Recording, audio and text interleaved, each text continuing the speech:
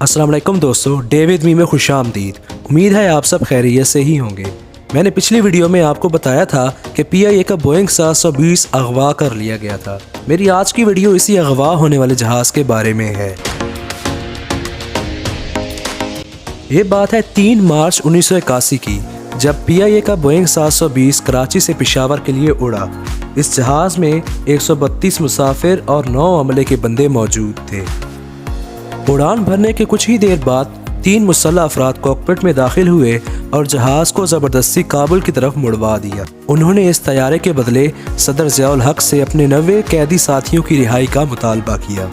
ان 3 high جیکرز میں سے ایک ہائی جیکر سلام اللہ ٹیپو نے میجر طارق کو گولی مار دیا اور طیارے سے نیچے پھینک دیا۔ اس کے بعد 8 مارچ کو طیارے کو دمشق شام میں لے جایا گیا۔ 9 مارچ کو ہائی جیکرز نے طیارے کو بار بار اڑانے کی دھمکی دی، لیکن حکومت سے ان کی بات چیت میں طویل ہوتی گئی۔ آخر کار ہائی جیکرز نے کہا کہ وہ صرف 55 قیدیوں کو رہا کر دیں، لیکن انہوں نے اس رعایت کو ایک سنگین دھمکی کے طور پر سنایا۔ دھمکی یہ تھی کہ وہ جہاز میں موجود 3 امریکی مسافروں کو قتل کر دیں گے۔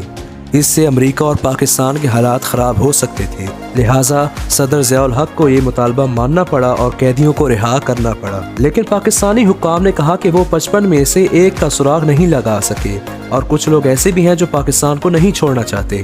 15 مارچ کو PIA بوئنگ 707 نے کراچی سے 54 قیدیوں کو شام کے شہر حلب کے لیے اڑایا۔ اس کے بعد قیدیوں کو لے کر بوئنگ 707 حلب سے لیبیا کی طرف اڑا، لیکن راستے میں ہی لیبیا نے اعلان کر دیا کہ انہوں نے ہائی جیکروں اور ان کے دوستوں کو پناہ دینے کا فیصلہ تبدیل کر دیا ہے۔ ایک بار پھر یرغمالیوں کی زندگی داؤ پر لگ گئی، مگر جلد ہی لیبیا جہاز کو اتارنے پر رضامند ہو گیا۔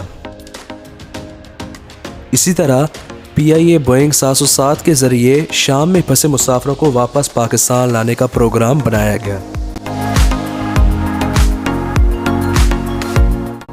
18 مارچ کو ان مسافروں اور عملے کو جدہ سے پشاور لایا گیا، کیونکہ حکومت پاکستان نے انہیں بعد میں عمرے کے لیے بھیج دیا تھا۔